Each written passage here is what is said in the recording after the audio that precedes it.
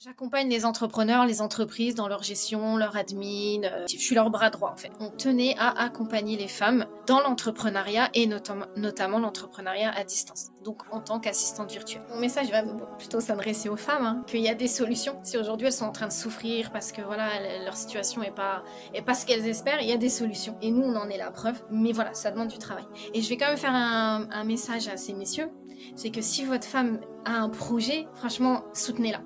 Parce que le soutien du conjoint, c'est juste une... Je pense que c'est obligatoire. Bismillah. Salam alaikum, Claire, comment vas-tu? Wa alaykoum salam, ça va, alhamdoulilah, et toi? Ça va super, bienvenue sur le podcast Muslim Makers. Ça fait bizarre de faire un enregistrement en live, c'est la première avec qui je fais un enregistrement vidéo en français. On l'a déjà fait en anglais, quelques-uns, mais pas en français. En tout cas, Claire, c'est un plaisir de t'accueillir sur le podcast. Quand tu m'as contacté, j'ai vu un peu ce que tu faisais, on a échangé au téléphone, et je trouvais que ce que tu faisais, c'était vachement intéressant. Mais je pense que le mieux, c'est que tu décrives toi-même directement ce que tu fais. Donc, je te propose de te présenter, de dire qui tu es, d'où tu viens, et puis ce que tu fais dans la vie, rapidement. Ok, alors moi je m'appelle Claire, j'ai travaillé plusieurs années en France dans le domaine RH. Je me suis expatriée ensuite quelques mois au Maroc et je suis rentrée en France et j'ai lancé quand j'étais au Maroc mon activité d'assistante virtuelle. Est-ce que assistante virtuelle, ça te parle? On en avait parlé au téléphone, avant pas trop, maintenant un peu plus. Je pose toujours la question parce que c'est pas encore très connu. En fait, j'accompagne les entrepreneurs, les entreprises dans leur gestion, leur admin, l'atteinte de leurs objectifs. Je suis leur bras droit, en fait, leur couteau suisse. C'est comme une assistante de direction en entreprise, sauf que là, on travaille à distance, on travaille en temps partagé pour plusieurs clients et on travaille quand on veut, on s'organise quand on veut, en fait. On est en freelance. Donc, j'ai commencé tout doucement mon entreprise quand j'étais au Maroc. J'ai dû revenir en France il y a à peu près 6 ans. Et voilà, donc moi, ça fait 6 ans que je travaille en tant qu'assistante virtuelle, que je suis libre d'organiser mon temps, de voyager, et cetera. Et il y a 3 ans, avec 2 autres associées, 2 femmes, Jamila et Hafida, on a monté un organisme de formation parce qu'on tenait à accompagner les femmes dans l'entrepreneuriat et notamment l'entrepreneuriat à distance. Donc, en tant qu'assistante virtuelle. C'est ce qui faisait le plus de sens. Et on est toutes les 3 passées par là, des années de salariat avec les contraintes horaires, les contraintes de congés, les enfants, voilà, les horaires qui sont pas adaptés quand ils sont malades, quand il y a des grèves à l'école ou quand on veut faire voilà, bref, c'est compliqué quand on est une maman et qu'on travaille en salariat. Et du coup, on s'est toutes les 3 lancées à notre compte et ça a été vraiment une révélation pour nous, que ce soit dans notre vie perso, notre vie pro, dans notre foi, enfin voilà, vraiment ça a été une révélation. Et aujourd'hui, on accompagne du coup les femmes vers cet objectif. Et on a formé à l'heure d'aujourd'hui plus de 200 personnes qui se sont lancées à leur compte. Génial, génial. Du coup, tu disais qu'avant, tu étais dans le domaine RH. Tu as grandi en France, dans quelle ville? Oui, moi je suis des Vosges à la base, de Ouais, la montagne. ok. Et j'ai fait mes études à Nancy, dans le Grand Est. Donc j'ai fait un BTS assistante trilingue. J'ai fait une licence commerce international. Moi, je me dirigeais à l'international. Dès le début. Voilà, je me suis mariée finalement, donc je suis restée à Nancy, j'ai eu mon CDI, mes enfants, etc. Et j'ai repris mes études en parallèle de mon job et de mon job de maman. Et j'ai passé un master. J'ai validé un master en management des ressources humaines, donc ça fait plus de 10 ans, je crois, maintenant. D'accord. Et étant une femme, je me suis retrouvée au plafond de verre, en fait. C'est-à-dire que les postes à responsabilité sont réservés aux hommes. Ouais, je fais une généralité, mais voilà, souvent c'est comme ça. Oui. Moi, clairement, j'étais responsable au-dessus, même s'il me disait que ça faisait il me disait, t'inquiète pas, dès que je pars, tu seras DRH, bref. J'ai attendu quelques années, mais voilà, après, je suis pas restée. C'est pour ça que j'ai trouvé une opportunité au Maroc, donc j'ai démissionné et je suis partie vivre là. D'accord. Et qu'est-ce qui a fait un peu cette transition entre la recherche de vouloir faire un truc en remote, enfin un travail plus indépendant Donc moi, je suis rentrée en France parce que j'ai divorcé. Donc je me suis retrouvée maman solo. Ça faisait 1 an et demi que je portais mon hijab sans devoir l'enlever, sans aucune contrainte. Enfin, tout se passait très bien. Je pouvais travailler avec, etc. Et donc, je me suis retrouvée en France avec 2 enfants à gérer toute seule. euh, ma foi, ma pratique, etc., que pendant 1 an et demi, c'était juste génial et magnifique, c'était pas envisageable de retourner dans le monde du salariat. Oui, C'était pas envisageable de laisser mes enfants quand ils sont malades, les 5 semaines de congés payés, quand il y a des grèves, comment faire le matin, la nounou, le soir, enfin bref. C'était pas une option. Et en plus de ça, bah voilà, les contraintes religieuses pendant le ramadan, les prières, etc., etc. Donc tout ça additionné, oui. de toute façon, voilà, la question ne s'est pas posée. Je dis, bah voilà, j'ai quand même commencé tout doucement à lancer mon entreprise de travail à distance. Et là, j'ai décidé vraiment de la développer, de me mettre à fond dedans. Et il s'est avéré qu'en fait, ça a été un véritable succès parce qu'aujourd'hui, le monde du travail, il change. Donc moi, je me suis lancée. En fait, j'ai vraiment activé les choses. Il me semble que c'était au tout début du Covid. Donc, ça a été une occasion en or, en fait. Oui. Et là, bah voilà, j'ai fait j'ai mis tout en place, ma stratégie de communication. Je me suis rendue visible sur le net via les réseaux sociaux, site internet, etc. J'ai développé mon réseau. Et là, du coup, bah, comme tout le monde a été confiné, ça a fait sens et j'ai eu mes premiers clients comme ça fait. Et depuis, ça ne s'est jamais arrêté. D'accord, Alhamdulillah. d'accord, d'accord. Ok, c'est super. Donc, comment est-ce que tu as réussi à t'émanciper un peu du travail classique au bureau, etc. Comment est-ce que tu as fait pour faire la transition? Comment est-ce que tu as découvert ce travail-là? Qu'est-ce qui t'a inspiré? Eh bien, j'en profite pour remercier Sarah.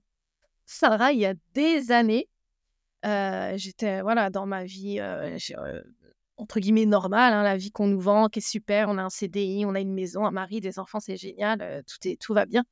Et Sarah m'a dit, mais Claire, pourquoi tu crées pas ta propre entreprise? Voilà, tu es excellente dans ce que tu fais, tu gères des projets, etc. Pourquoi tu le fais pas? Non, mais Sarah, attends, j'ai des enfants, je suis mariée, je peux pas me le permettre, mais t'es folle ou quoi? Ça va pas. Et donc voilà, moi, si j'ai quitté mon job, c'était parce que j'en avais trouvé un autre au Maroc. Donc pas de souci, en termes de sécurité, moi, j'étais bien, pas de problème, très bien payée, etc. Et après, finalement, voilà, comme ça est devenu un petit peu compliqué ma situation personnelle, là, je me suis dit: «Mais attends, Sarah m'avait dit: "Lance-toi"». Et assistante virtuelle, à ce moment-là, il y a 6 ans, déjà encore aujourd'hui, hein, c'est très peu connu. Oui, Donc il y a 6 ans, c'est même pas la peine. Et ça a fait sens comme ça. Je me dis: «Bah non, mais elle avait raison, en fait. J'ai des compétences, je peux les mettre à disposition des autres et je suis pas obligée d'avoir un patron, en fait. mmh, mmh. Je peux être ma propre patronne et développer ma propre entreprise, en fait». Et du coup, je me suis dit: «De toute façon, j'essaye. Au pire, bah, de toute façon, je suis obligée d'avoir un revenu parce que j'ai des enfants que je gère seule. Au pire, je retournerai au salariat et puis c'est tout». Mmh. Et puis, bah, finalement, alhamdoulilah, ça a fonctionné et puis, Donc là, et c'est comme là, ça. tu as ton travail au Maroc. Tu rentres en France d'abord ou tu commences à chercher un peu depuis le Maroc? Non, je suis d'abord rentrée en France parce que Tu voilà, rentres j'étais en en pleine France, période OK, de divorce, c'était compliqué. d'accord. J'y suis allée tout doucement à mon rythme, hein. Ouais, tu t'es fait accompagner ou tu t'es débrouillée toute seule? Ah non, pas du tout, puisque Ouais. les formations à l'époque, ça n'existe pas. Enfin voilà, donc non, non, pas du tout. Je me suis débrouillée toute seule, donc ça m'a pris beaucoup de temps. J'ai fait des erreurs que Mmh. j'ai dû corriger, et cetera. Voilà, on va dire que ça a été le parcours test pour aujourd'hui les femmes qu'on accompagne, en fait. Ouais, d'accord. Et donc toi, tu as commencé à apporter ta propre clientèle. En tant qu'assistante virtuelle, tu peux avoir plusieurs clients ou un seul client? Ah non, Ouais. alors je peux avoir un client, je peux en avoir, 2, 3, 5. Bon, je dirais pas 10, mais bon, après ça dépend, en fait, du temps, dont ils ont besoin. Et ça peut être soit des missions de longue durée. Par exemple, une personne qui aurait besoin de moi 10 heures par semaine, voilà, sur du long terme. Mmh. Donc ça peut être des missions, lancement d'une formation, enfin, voilà, ça en fait, je gère en fonction des missions que j'ai envie de prendre et de mon agenda, en fait. D'accord. Et donc, quand tu dis 10 heures, par exemple, tu vas organiser 2 heures par jour ou est-ce que la personne peut te contacter sur WhatsApp quand elle veut? Ça consiste en quoi au quotidien? Alors moi, s'il y a un argument que je mets en avant par rapport à mes clients, c'est ma flexibilité et ma disponibilité. C'est-à-dire que moi, je peux très bien me faire une journée off un mercredi avec mes enfants. Voilà, on va se promener, on va sortir, on va faire des activités, c'est super. Et le soir, par contre, voilà, à 21h, je dis: «Bon, bah, voilà, maintenant on a passé la journée ensemble, maintenant chacun a ses activités. Moi, je vais travailler un petit peu et je vais récupérer tous mes messages et cetera». S'il y a des urgences, moi, mes clients, ils sont au courant, ils m'appellent. Mais sinon, en général, c'est des échanges sur WhatsApp. Ah bah Claire, est-ce que tu peux regarder ce dossier-là? Bon, pas d'urgence, hein, la deadline, c'est la semaine prochaine. Et en fait, je m'organise comme ça. Des fois, j'ai des week-ends off où j'ai pas mes enfants. Bah là, je vais rattraper énormément de choses et je vais me concentrer sur des gros dossiers. Ok. Donc, c'est pour ça que je dis je travaille quand je veux. Après, c'est possible qu'il y ait des clients qui demandent à ce que je me connecte. Je sais que j'ai une demande une fois, est-ce que tu peux te connecter de 14h à 16h? Je lui ai dit, ça, c'est quelque chose que je ne fais pas parce que je ne veux pas de contrainte horaire. J'ai accepté la mission parce que c'était vraiment une mission qui me plaisait. Et donc, on a travaillé comme ça, etc. Bon, ça a été compliqué d'avoir des contraintes horaires. Voilà, après, du coup, ils ont embauché une personne, la mission s'est terminée et c'était très bien. Voilà, c'était du gagnant-gagnant. Mais moi, en général, voilà, ils peuvent, même le matin, je suis réveillée à 6h, bah voilà, je leur fais un petit WhatsApp, ils me font un WhatsApp. Enfin, voilà. En D'accord. fait, tout est archivé sur WhatsApp. Je sais comment les mails, etc., comment je dois avancer dans mon travail par rapport à leurs objectifs. Le but, c'est D'accord. vraiment qu'eux, on atteigne leurs objectifs dans les deadlines appropriés. On va revenir un peu plus tard sur le côté technique, parce que ça m'intéresse de savoir un peu à quoi ressemble le quotidien, même je pense les auditeurs, auditrices qui seraient intéressés. Mais qu'est-ce que ça t'apporte, toi? Tu l'as un peu évoqué, hein, en termes de liberté de temps, et cetera. Mais voilà, est-ce que tu penses qu'il y a vraiment, ça change vraiment du tout au tout dans ton quotidien d'avoir un travail, fixe, au bureau versus, travailler comme ça avec une flexibilité? Oui, pour une femme, je trouve que c'est, enfin une maman, c'est, indispensable. Après voilà, en tout cas, si on peut se le permettre, c'est mieux. Parce que voilà, quand on dort pas la nuit parce que les enfants sont malades et qu'il faut aller au boulot à 8h, bah, c'est compliqué. Puis bon, là, ça concerne les femmes et les hommes, mais voilà, ne serait-ce que faire ses prières à l'heure, et cetera. Bon, mais il y a Mmh. pas que ça. Il y a le fait que voilà, cet après-midi, je sais que j'ai un rendez-vous chez le médecin avec mon fils. À 15h, je vais le récupérer, à l'école. Je me pose pas de questions. J'ai pas de, j'ai pas à demander l'autorisation à mon manager, j'ai pas à poser, 1 jour de congé, j'en ai déjà pas beaucoup, donc voilà. Non, ça j'ai plus cette contrainte-là. Donc la charge mentale, en fait, Oui, elle est quasi inexistante.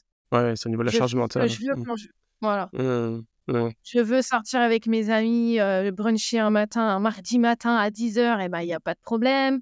Hem, je vais plutôt travailler un dimanche après-midi parce que j'ai rien de prévu et il pleut, donc comme je vais bosser. Ouais. Enfin, et quand on a des enfants, c'est une mine d'or, en fait, de pouvoir gérer Et son est-ce que temps comme ça. tu peux quand même gérer, parce qu'il y a souvent, enfin ça c'est le télétravail en général, mais parfois les personnes ont les enfants à la maison justement et ils arrivent pas quand il y a un appel, est-ce que toi tu passes des appels ou c'est principalement en ligne, enfin des emails et cetera?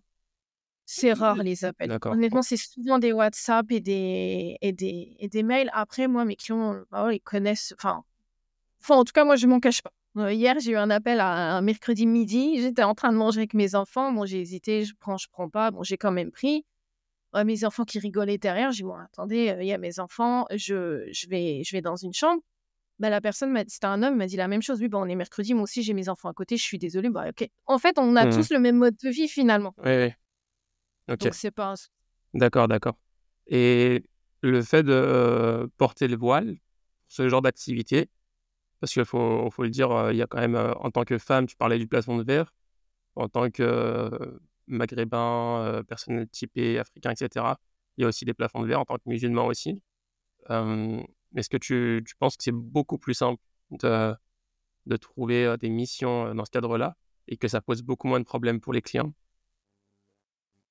Alors moi, depuis 6 ans, je n'ai jamais eu un seul problème. Après, très certainement, mais ça, je ne le sais pas parce qu'ils ne me l'ont pas dit. Peut-être que j'ai eu des contacts avec des prospects, qu'on a échangé, et cetera. Puis peut-être qu'en visio, du coup, ils nous ont, contactés. Enfin, on s'est vu en visio. Peut-être que, voilà, le voile leur a posé problème. En tout cas, moi, on me l'a jamais dit. Mmh. Peut-être que finalement, ça a pas matché entre nous, donc on n'a pas travaillé ensemble. En 6 ans, je n'ai jamais eu un refus en me disant: «Non, je travaille pas avec une femme voilée». La seule chose qui s'est passée une fois, donc j'étais dans une start-up, enfin, je travaillais pour une start-up à Paris et on avait donc un groupe Slack, hein, chaque employé avec un Slack. Donc moi, j'étais la seule freelance de l'entreprise, donc il m'avait quand même mis, dans le Slack et tout le monde avait, sa photo. Donc moi, je me dis: «Oh bah tiens, c'est top», bon, bah, moi, il m'avait vu, hein, il savait que j'avais le hijab sans problème. Donc j'ai mis ma photo aussi pour m'intégrer. Et finalement, voilà, la responsable m'a quand même dit: «Oh, tu sais, comme on demande aux autres de l'enlever, est-ce que ça te dérange pas de pas mettre ta photo?» Bon, ouais, je dis, moi, dans la limite, ça m'arrange. Je voulais pas trop la mettre. C'était vraiment, je me disais, bon, allez, je vais faire comme tout le monde, je vais m'intégrer. Et donc, voilà. Ouais. Mais sinon, on a continué à travailler ensemble sans problème et ça se Ok, passait très bien. ok, ok. D'accord. Après, j'ai beaucoup de clients qui sont à l'étranger. C'est des Français expatriés. Donc, en termes d'ouverture d'esprit, c'est quand même autre chose. Ouais, je comprends. Ok. Et même l'entrepreneuriat en général, en fait.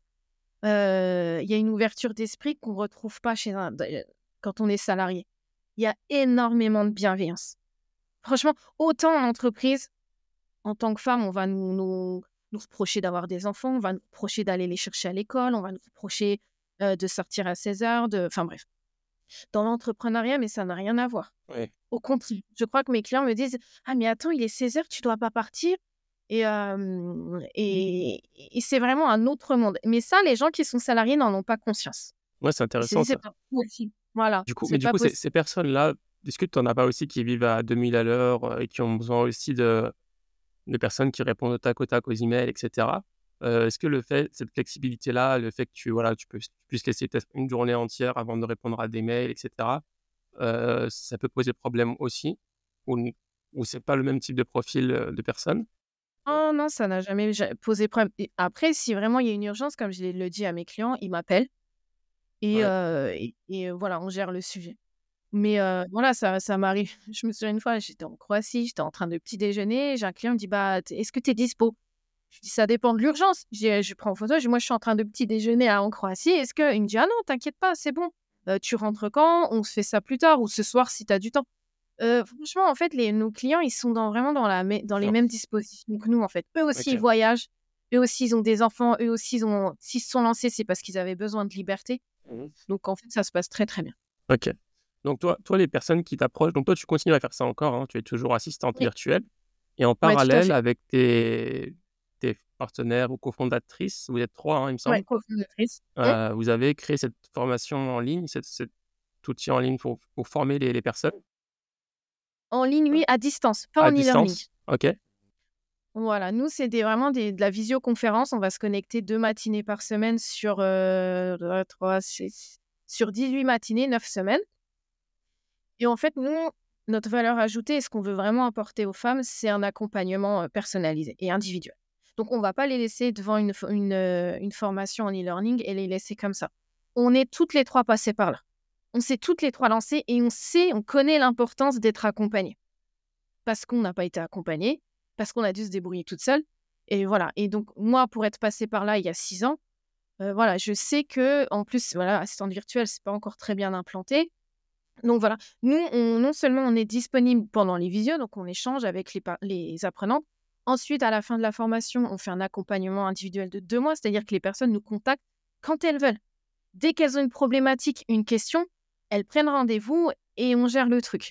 Et au-delà de ça, on a un groupe WhatsApp tout ensemble, les apprenantes et les formatrices, et on échange ensemble. Bah voilà, moi j'ai fait ça, qu'est-ce que t'en penses? Non, peut-être plus comme ça, j'ai un premier prospect, comment je peux l'aborder? Et après, on a aussi un groupe WhatsApp, un groupe Facebook, une communauté Facebook avec tous les apprenants de Elfa. D'accord. D'accord. Et même après, d'ailleurs, l'accompagnement de 2 mois, nous, on est encore en contact avec des personnes qui se sont formées il y a 1 an, 2 ans, 3 ans. Mhm. Parce que finalement, on a créé des liens, en fait, avec ces femmes-là parce que, Ouais. bah, voilà, on a les mêmes objectifs. Et voilà, nous, notre but, c'est vraiment d'accompagner et d'élever les femmes vers l'indépendance. Ok. Et ça commence à devenir connu, ce type de formation? Comment vous abordez? Comment vous trouvez vos prospects? Je pense qu'elles cherchent sur Google assistante virtuelle et après, elles ont le choix des formations. Je pense que celles qui viennent vers nous, c'est pour l'accompagnement. Parce que d'autres formations, ce sera plus en e-learning, il y aura peut-être plus de masterclass, mais en commun. Enfin voilà. Nous, c'est vraiment comme ça qu'on essaye de se démarquer, c'est via l'accompagnement. Et il y a une partie qui qui peut être, enfin, moi je sais pas trop, je connais pas trop comment ça se passe en France, ça fait longtemps que j'ai pas vécu en France, mais il me semble qu'on peut se financer les formations parfois avec Voilà. Calliope, enfin je sais pas trop. Voilà. C'est C'est vrai. ça. Ouais. Donc, nous, on a la certification qualité Calliope. Ok. Et du coup, toutes nos formations peuvent prétendre au financement public. Donc, je parle de France Travail. Hein, ça s'appelle plus Pôle emploi. Ok. Ouais, j'entends, Ah, j'avais suivi ça. ok. Les OPCO, donc ça, c'est ceux qui financent les formations dans les entreprises. Les FAF, c'est ceux qui financent les entrepreneurs, la formation des entrepreneurs. Et il y a aussi certaines formations qu'on peut faire valider financer via le CPF. Oui, ok. Donc, selon les profils, ils peuvent se faire financer différemment, c'est ça? Voilà, Ok, ça dépend de la situation de la personne. ok, Après, il y en a aussi beaucoup qui peuvent pas prétendre à un financement. Du coup, ils financent via leurs fonds propres et nous, on essaie d'échelonner les paiements pour rendre accessible la formation aux femmes, quoi. d'accord. La formation, tu disais sur 6 mois, c'est ça? Non, 2 mois de visio Ouais. et 2 mois d'accompagnement. Officiellement, c'est 4 mois. Ah d'accord, OK, 4 mois et ça comprend donc la formation pratique technique. Qu'est-ce que vous enseignez dans ce côté-là? Qu'est-ce qu'il y a à apprendre pour devenir assistante? Quelles sont les compétences clés à connaître? Au-delà de ça, c'est surtout devenir entrepreneur. OK, Donc nous, on va vraiment voir les 2 volets. Donc on va créer l'entreprise avec elle, on va le faire en direct avec elle sur l'INPI, et cetera. On va choisir le bon code APE, la bonne activité, le bon statut pour que ce soit optimisé, qu'elle paye un minimum de charges, et cetera, et cetera. Donc ça, tout ça, on va le voir avec elle, les fonds formation auxquels elles ont droit, les aides, et cetera. Donc on crée l'entreprise. Après, on va les aider à la gérer. Donc ça, c'est Hafida qui gère. Elle a travaillé des années en expertise comptable, donc ça, c'est son domaine. On va voir donc tout ce qui est comptable, faire des factures, faire des devis, des suivis de paiement, et cetera. Tout ce qui est juridique, faire des trames de contrat.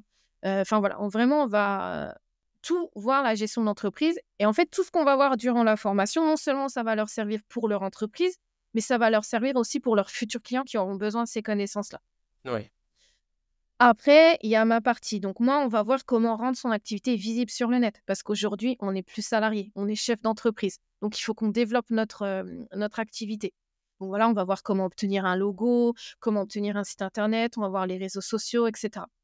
Et ensuite, je vais quand même voir avec les apprenantes tous les outils indispensables quand on travaille à distance.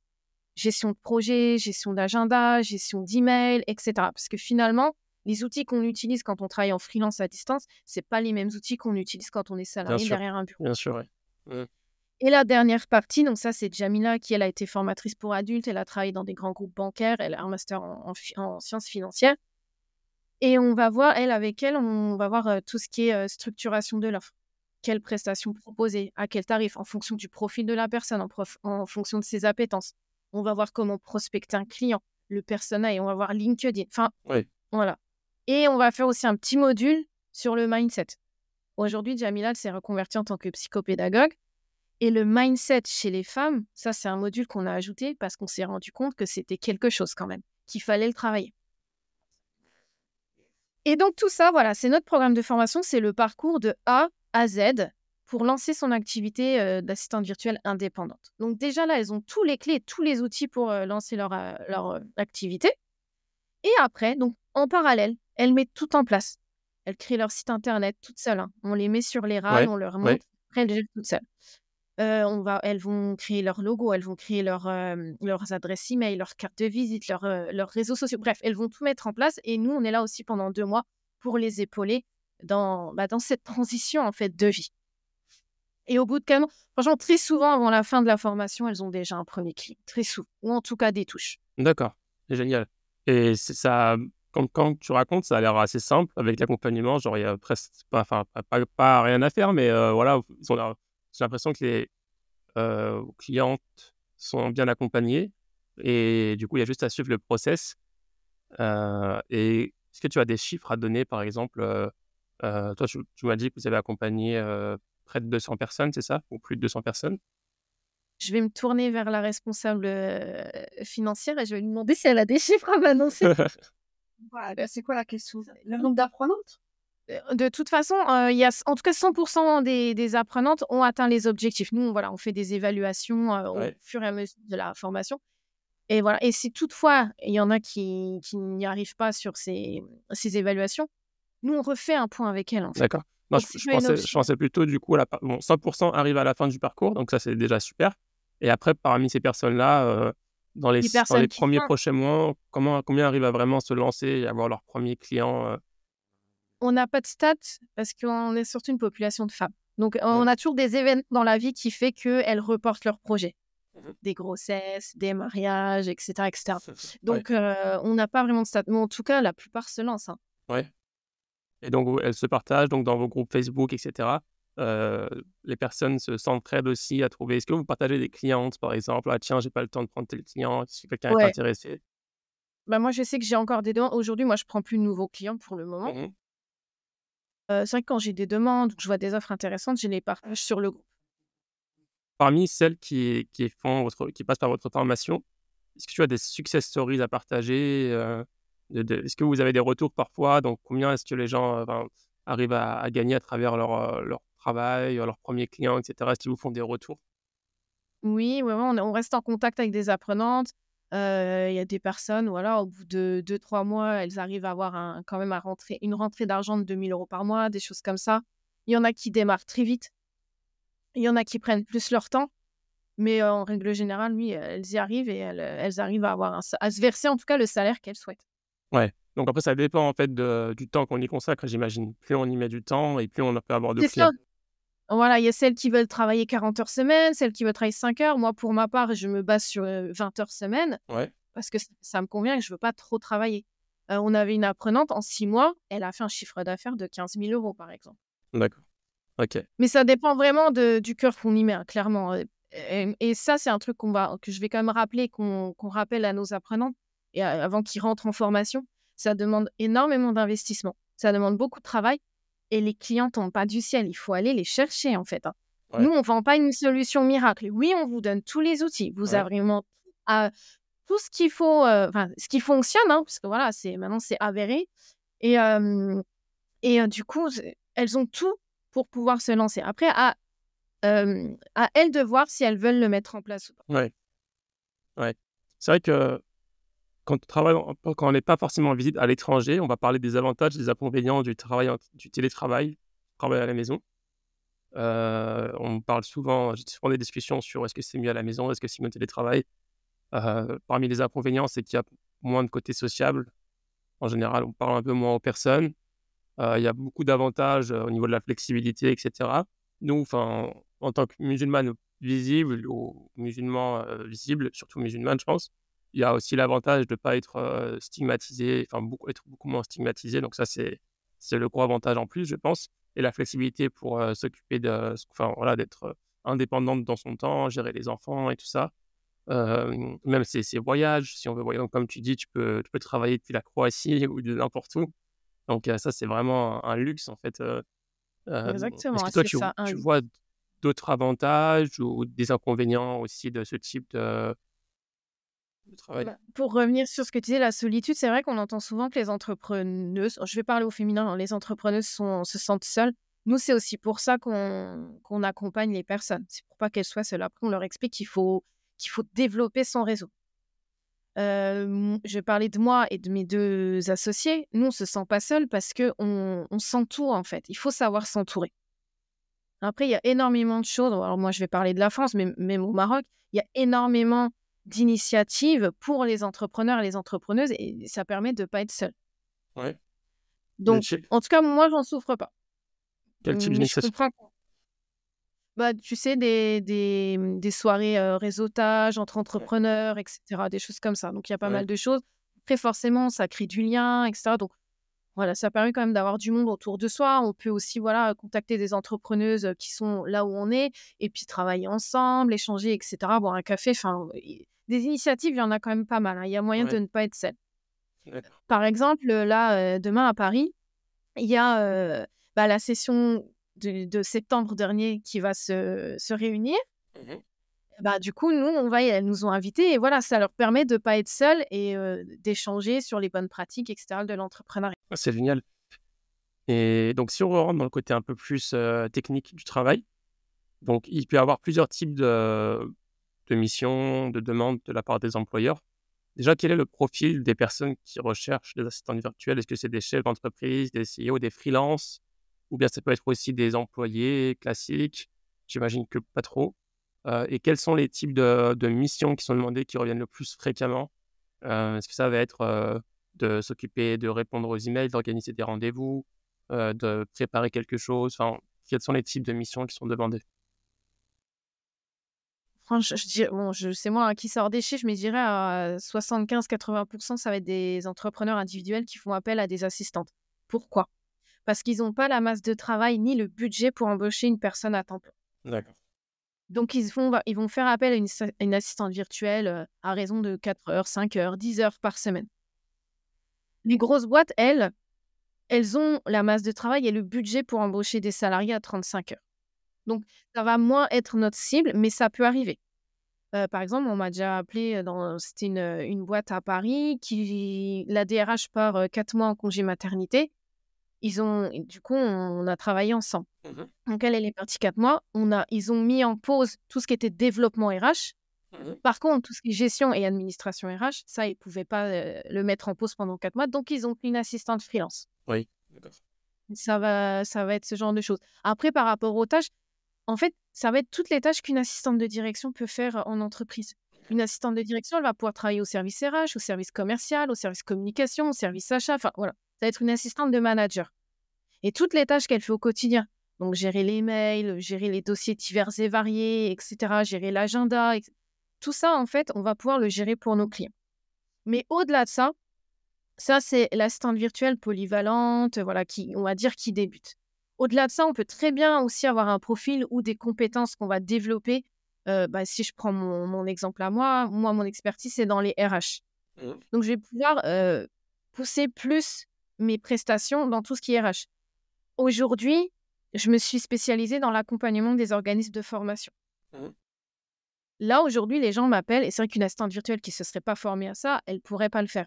Mais j'accompagne les organismes de formation pour avoir leur NDA, pour avoir Calliope, pour avoir le CPF, etc.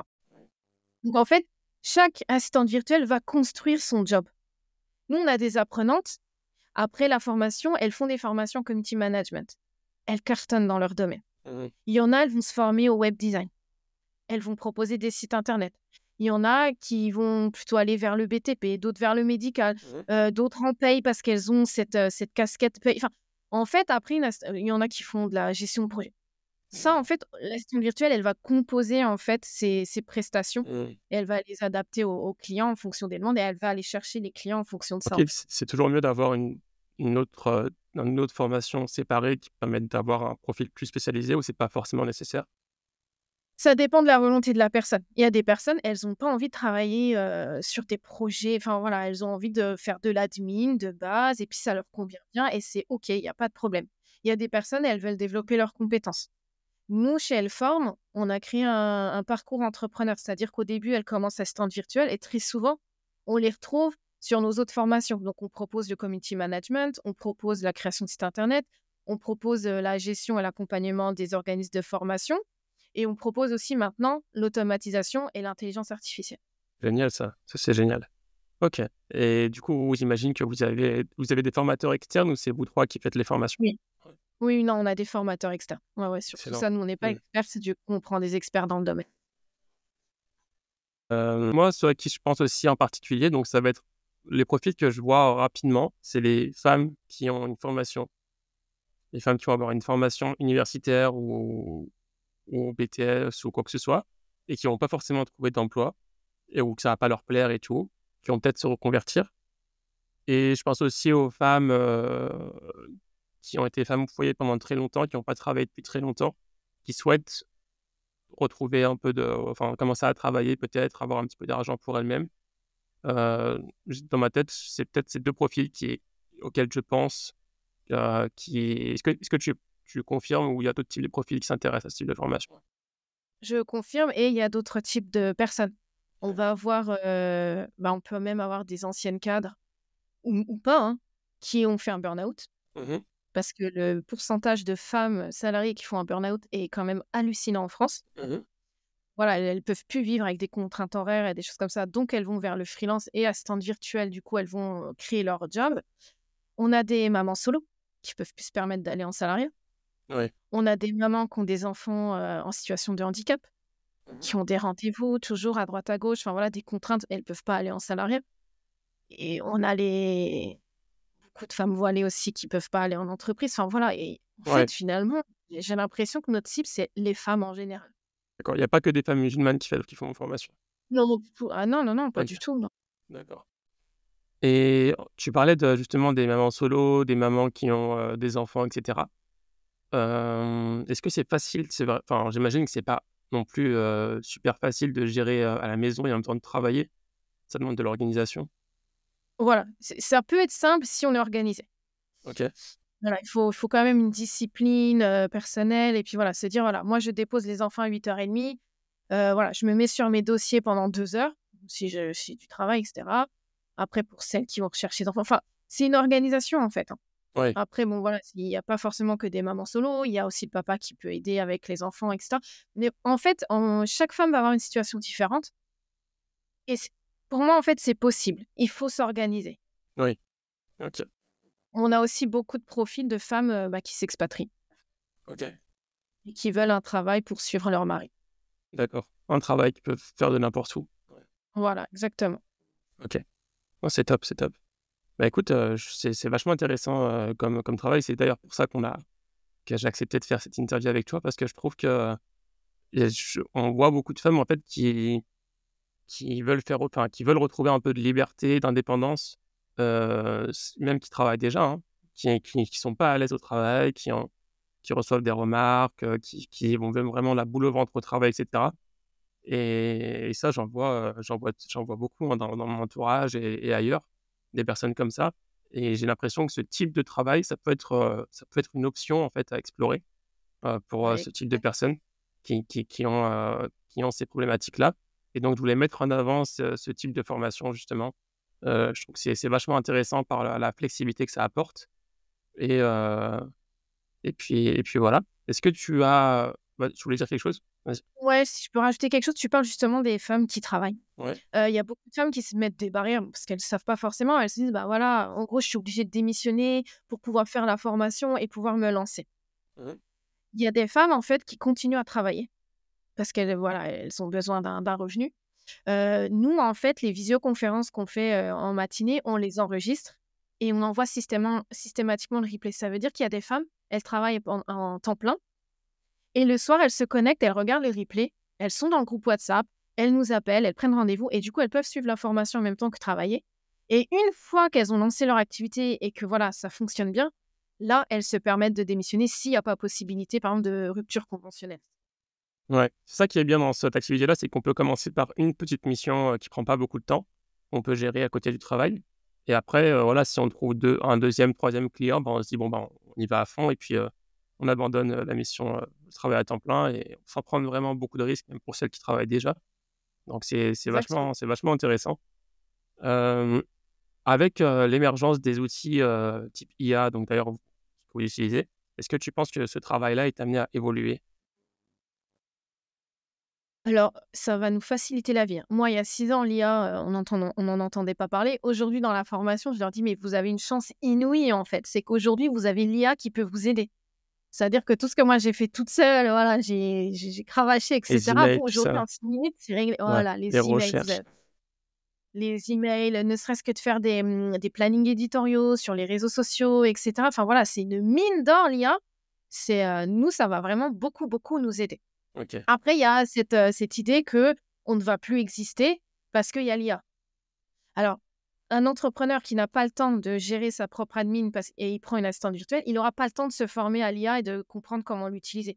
Donc, voilà, nous, on le voit, c'est bien au contraire. Par contre, nous, en tant qu'assistante virtuelle, il faut qu'on se forme à l'intelligence artificielle, à Ouais. l'automatisation, etc., pour rester compétente. Ouais, parce qu'il y aura des attentes, de rapidité, de compétences encore plus élevées, qu'auparavant. Ouais, je Ouais. pense que par contre, d'ici quelques années, une assistante virtuelle qui ne saura pas gérer l'intelligence artificielle et l'automatisation, elle aura du mal à trouver des clients. Il faut qu'on s'adapte en fait à l'évolution du marché du travail. OK, génial. Génial, génial. Bah, écoute, Claire, on arrive bientôt à la fin de l'épisode. J'aurais quelques petites questions à la fin. Mais avant ça, est-ce que tu as un message à faire passer, à transmettre, aux auditeurs, aux auditrices qui écouteraient et qui, voilà, qui seraient Mon message va plutôt s'adresser aux femmes, hein, bien en sûr. leur disant qu'il y a des solutions. Si aujourd'hui elles sont en train de souffrir parce que voilà, leur situation est pas ce qu'elles espèrent, il y a des solutions. Et nous, on en est la preuve. Mais voilà, ça demande du travail. Et je vais quand même faire un message à ces messieurs, c'est que si votre femme a un projet, franchement, soutenez-la. Parce que le soutien du conjoint, c'est juste je pense que c'est obligatoire. Sinon, on peut y avoir des problèmes. Non, c'est clair, c'est clair. Bah, comme ton prénom. Une blague un peu pas Voilà. marrante. Bah, écoute, Claire, on arrive à la fin de l'épisode. Je te posais quelques questions de la fin. Quelles sont les compétences qui, toi, te sont le plus utiles au quotidien dans ton travail? La curiosité. Des fois, il y a des clients qui nous demandent des choses, on ne sait pas les faire. Donc, il va falloir être curieuse et chercher des solutions. Toujours avoir cette envie d'avancer, en fait. Ne pas rester sur ses acquis. Je pense que ça, les clients ont besoin, en fait, de personnes qui avancent à leur côté parce qu'eux n'ont pas le temps de faire ce travail-là, ce travail de recherche. Toujours se former pour toujours avoir les compétences calées bien sur le marché du travail, être proactif, être force de proposition, savoir prendre des décisions. En fait, nous, on est vraiment le bras droit, le deuxième cerveau de l'entrepreneur. Si je prends un exemple, je prends toujours un exemple, par exemple, un coach sportif. Alors lui, il est trop fort, hein, les abdos, les squats, les machins, c'est super, c'est son domaine. Il est excellent. Mais à côté de ça, il n'a pas le temps de gérer sa communication sur le net, il n'a pas le temps de gérer ses factures, ses devis, ses suivis de Ouais. paiement, ses ingénieurs, etc. Non, ça, c'est pas... Il n'a pas le temps et en plus, il n'aime pas faire ça. Et c'est là que nous, aujourd'hui, l'assistante virtuelle, elle va intervenir. Et on pourra même aller plus loin. C'est-à-dire qu'on va pouvoir lui dire, mais regarde, ton activité, elle fonctionne super bien et tu es trop fort dans ça. Peut-être que tu peux lancer une formation ou peut-être que tu peux organiser un événement, etc. Donc, c'est pour ça que je dis, l'assistante virtuelle, elle va permettre à l'entrepreneur de développer son business Oui. Ok. et de le faciliter et de l'alléger. Parce que voilà, la charge mentale, elle est chez tout le monde. Ok, top. Qu'est-ce que tu préfères dans ton travail? Tu as évoqué pas mal de choses que tu aimes bien par rapport à ton travail, mais quelle est la chose que tu préfères vraiment? Oh, c'est cliché, hein, mais les brunchs les mardis à 10h. Ouais. La possibilité de voyager quand je veux. La Mhm. liberté. La liberté. Ah, c'est Voilà, le fait de ne pas avoir de contraintes ni de plafond de verre. c'est bon. Et de pouvoir gérer ma pratique, mes enfants, mes voyages comme je l'entends. La liberté, tu l'as dit en un mot. Quelles sont tes routines au quotidien qui te permettent de progresser, de garder la pêche? Alors moi, le matin, j'aime bien prendre mon temps, déjà. Oui, J'attends que les avant les enfants... enfants, après l'école, ouais, après les avoir Voilà. déposés. Après, voilà, toujours, entre prière, lecture du Coran, un petit peu de marche quand même, parce qu'il faut de l'activité physique pour rester quand même... Et après, voilà, par rapport à mon activité, voilà, checker les mails de mes clients, checker si j'ai pas des tâches à faire, etc.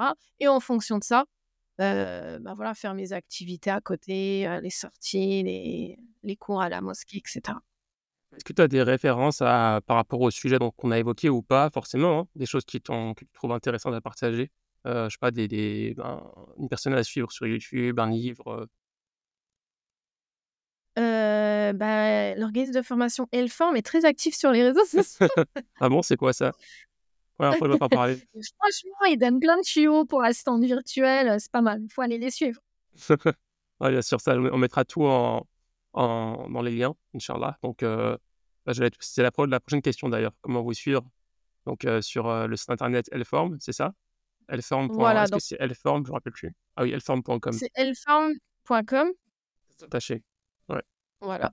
Ok. Ouais, Et excellent. on est sur Facebook, sur Insta, sur LinkedIn. Voilà. Vous nous trouverez à peu près partout. Ok. Je mettrai tout ça en description. Vous avez des temps spécifiques pour le début de vos formations? Tu disais qu'il y en avait une qui avait commencé en septembre. La prochaine, vous en faites tous les 3-4 mois, tous les mois, ça commence quand? Voilà, à peu près, là, cette année, il y en a une qui a débuté en janvier, il y en aura une autre en avril, une en septembre et une en novembre. Inch'Allah. Ok, donc tous les 3-4 mois, il y a une nouvelle formation qui est... Ok. Et les autres, ça c'est pour être assistante virtuelle et les autres, ils ont aussi leur propre... Voilà, Ouais, les autres, on en fait 2 par an.